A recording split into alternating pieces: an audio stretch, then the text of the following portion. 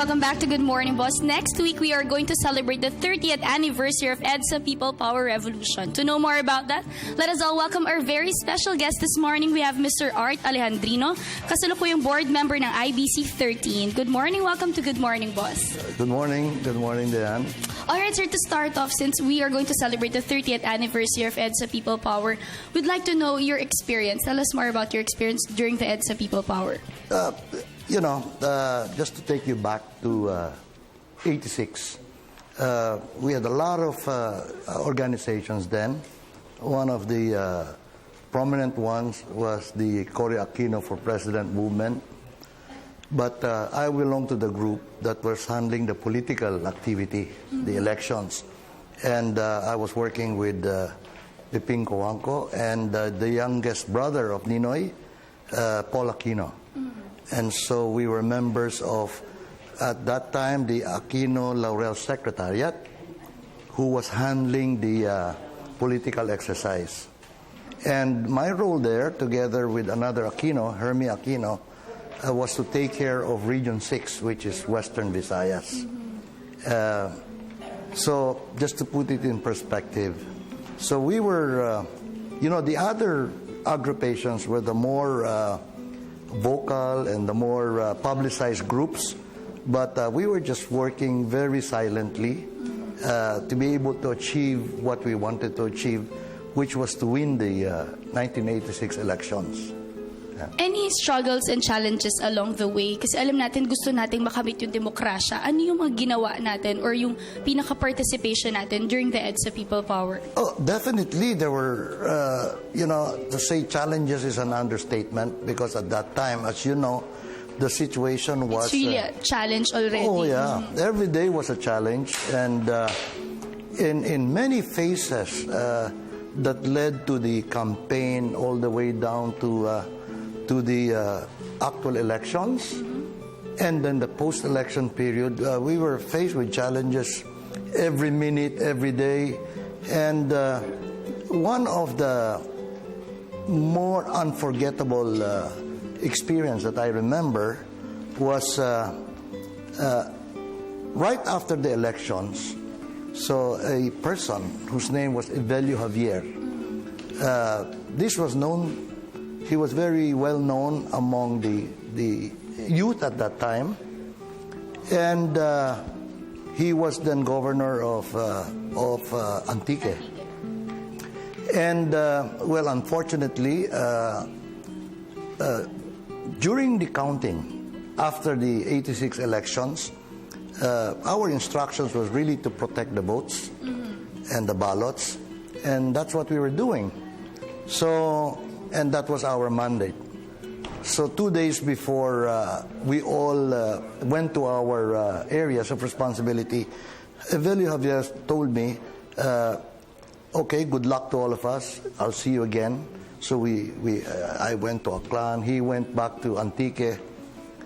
But 2 days after that, he was assassinated. And if you remember the song "The Impossible Dream," that was a battle cry at that time. The song of Evelio Javier, he adopted from Ninoy, which was "The Impossible Dream."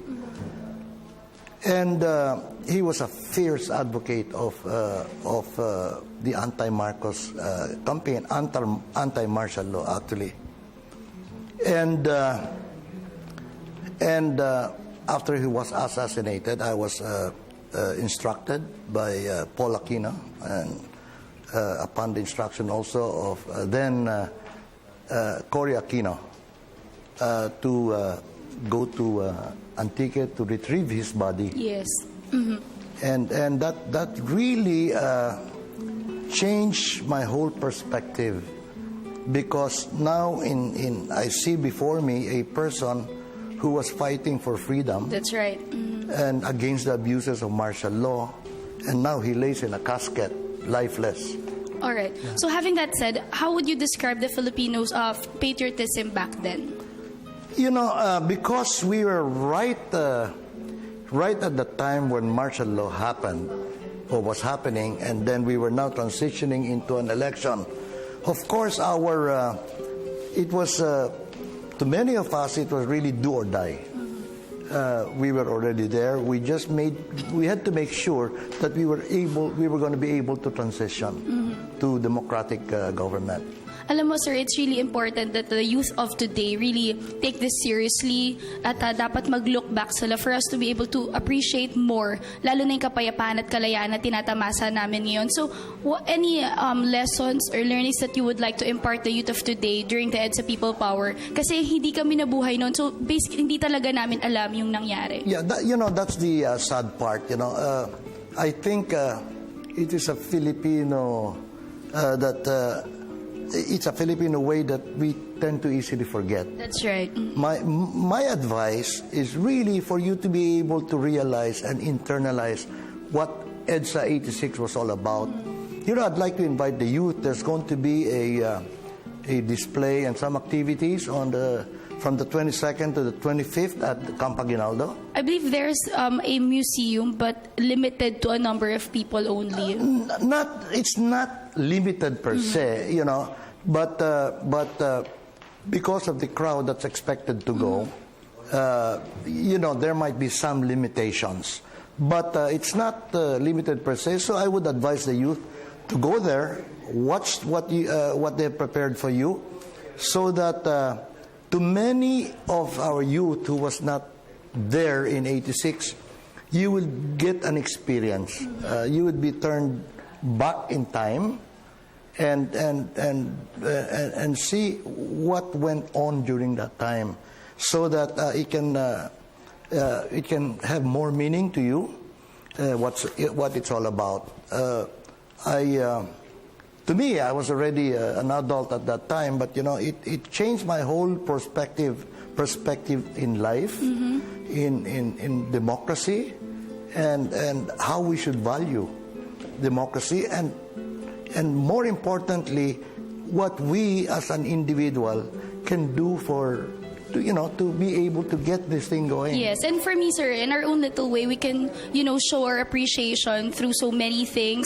So that's why we are inviting everyone, most especially the youth of today, to really take part on the 30th anniversary celebration of EDSA People Power Revolution. And ito naman, Sir Art, this is very timely, no? Kasi malapit na yung national and local elections natin. Yes. Ano bang aral ang maaari nating maipulot nung EDSA 1986 na pwede nating bigyan ng advice yung mga candidates natin and yung mga voters natin? Very importantly, let us really exercise our mandate to vote. Let us examine the candidates. Of course, there's going to be each candidate will have a say and will claim something about his own personality as well as his mga katunggali, no? Pero as individuals, we must be focused. Let's see what the candidate has done or can continue to do, and then on that basis, let's put that in the ballot. Yeah. All right. So before we end, you have any message to our viewers? Yes, I'd like to invite again, as I said, everyone, most especially the youth, to come to EDSA on February 22 to 25 and be part of the celebration. All right, thank you so much, Sir Art Alejandrino, kasalukuyang board member na IBC 13. Thank you so much for joining us this morning. At syempre, tuloy-tuloy pa rin po ang balita at impormasyon sa pagbabalik ng Good Morning Boss.